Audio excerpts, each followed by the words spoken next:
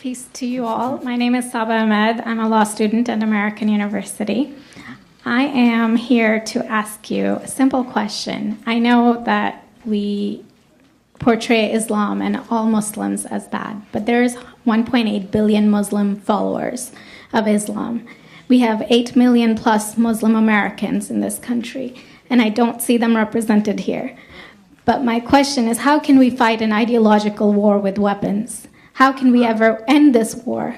The jihadist ideology that you talk about, it's an ideology. How can you ever win this thing if you don't address it ideologically? Great question. I am so glad you're here, and I am so glad you brought that up because it gives us an opportunity to answer. What I find so amazing is since the beginning of this panel, which we are here about Benghazi attack against our people, not one person mentioned Muslims. We are here against Islam, or we're launching war against Muslims. We are here to discuss how 4 Americans died and what our government is doing.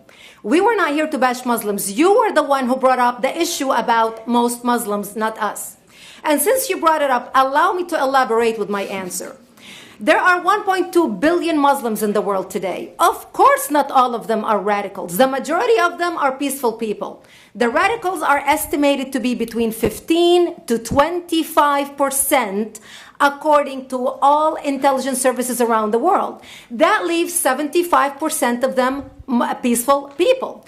But when you look at 15 to 25% of the world Muslim population, you're looking at 180 million to 300 million people dedicated to the destruction of Western civilization. That is as big of the United States. So why should we worry about the radicals, 15 to 25%?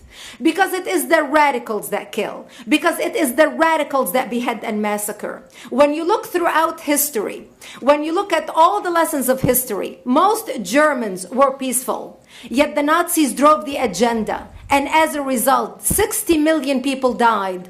Almost 14 million in concentration camps. 6 million were Jews. The peaceful majority were irrelevant. When you look at Russia, most Russians were peaceful as well. Yet the Russians were able to kill 20 million people. The peaceful majority were irrelevant. When you look at China, for example, most Chinese were peaceful as well. Yet the Chinese were able to kill 70 million people. The peaceful majority were irrelevant. When you look at Japan prior to World War II, most Japanese were peaceful as well. Yet Japan was able to butcher its way across Southeast Asia, killing 12 million people, mostly killed with bayonets and shovels. The peaceful majority were irrelevant. On September 11th in the United States, we had 2.3 million Arab Muslims living in the United States. It took 19 hijackers, 19 radicals to bring America down to its knees, destroy the World Trade Center, attack the Pentagon, and kill almost 3,000 Americans that day. The peaceful majority were irrelevant. So for all our powers of reasons and us talking about moderate and peaceful Muslims, I'm glad you're here. But where are the others speaking out? And since you are the only Muslim representative,